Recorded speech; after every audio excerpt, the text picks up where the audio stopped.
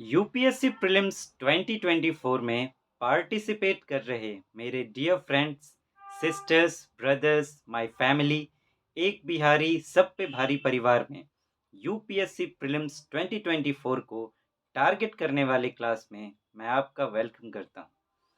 Friends, अगर UPSC prelims 2024 आपने देने का फैसला पक्का कर लिया है और आपको अगर इसे क्वालिफाई करना है, ये आप यहाँ से चाहते हैं बिल्कुल, तो इसमें आपको कोई डाउट नहीं होना चाहिए कि 2023 जो प्रीलिम्स हुआ है, उस पर आपका कमांड होना चाहिए।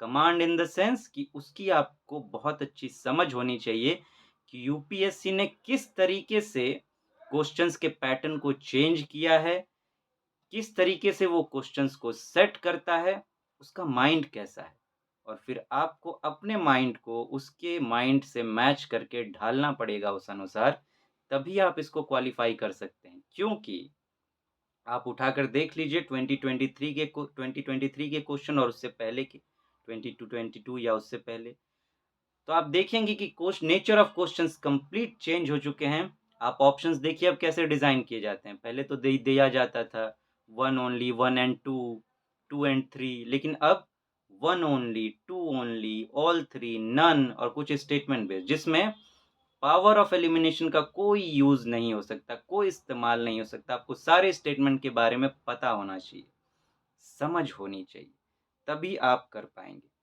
तो फ्रेंड्स, इस क्लास को जो डिज़ाइन किया गया, इसका मकसद यही है कि आपने जो कुछ भी पढ़ रखा है, उस बेस पर आप जो भी मार्क्स ला सकते थे, उसमें 20 to 25% की बढ़ोतरी हो जाए।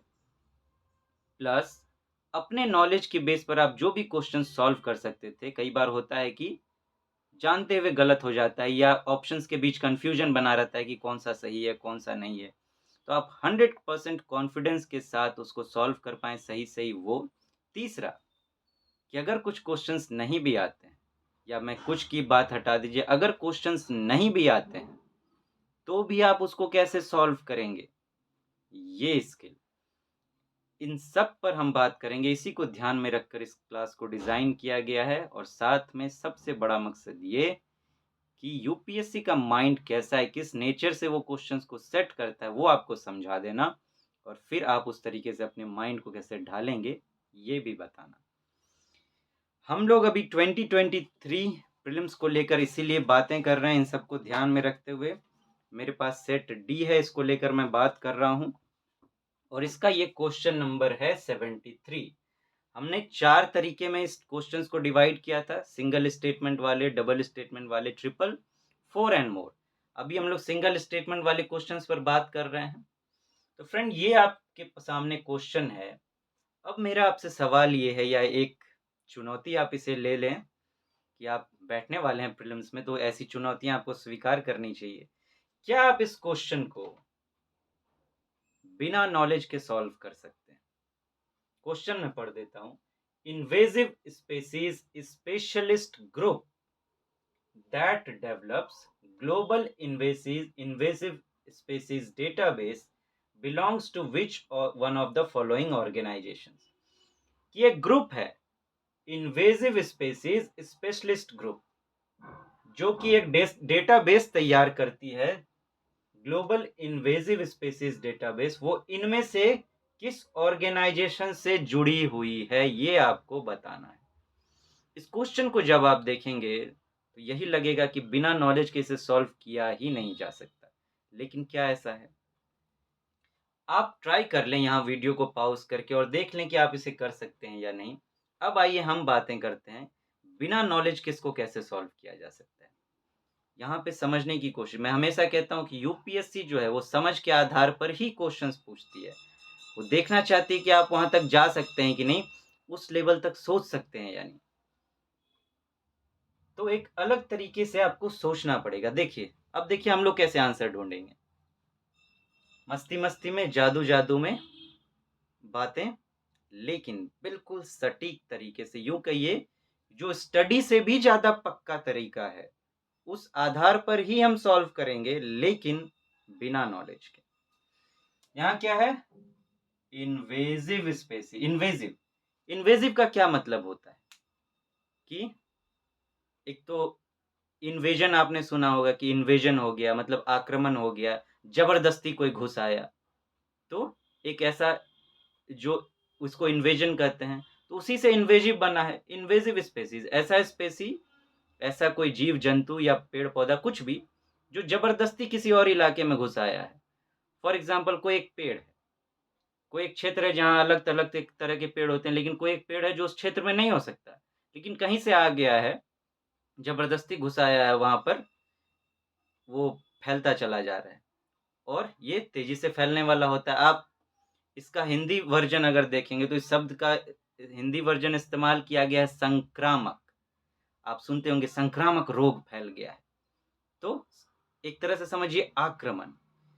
तो जो आक्रमण करने वाले स्पेसी हैं, इन्वेजिव स्पेसीज स्पेशलिस्ट ग्रुप, तो उन उसको लेकर एक स्पेशलिस्ट ग्रुप बनाया गया है जो कि इनको लेकर ये जो इन्वेजिव स्पेसी हैं इस पर डेटाबेस तैयार करते हैं।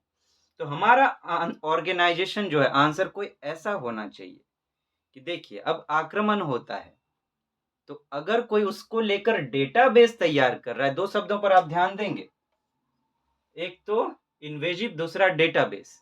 इन्वेजिव का मतलब समझ गए, डेटाबेस का मतलब आप जानते हैं। तो अगर इसको लेकर कोई डेटाबेस तैयार कर रहा है, इसका मतलब वो जानना चाह रहा है कि ऐसे कौन कौन से स्पेसी हैं जो आक्रमण करते हैं, संक्रामक रोग फैलाते हैं, तो उसकी जानकारी हम अपने पास में रखेंगे ताकि उससे निपटा जा सके, उससे बचा जा सके।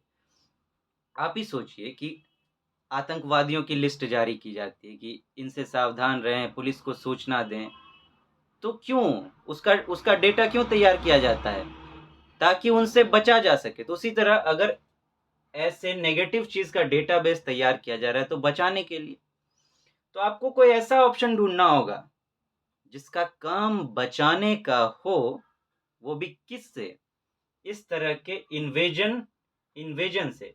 और इन्वेजिव स्पेसी हैं, तो जहां इन्वेजन करेंगे उससे जो प्रभावित होंगे उनसे उनको बचाने का काम कौन कर रहा है? आइए अब ऑप्शंस पे आते हैं।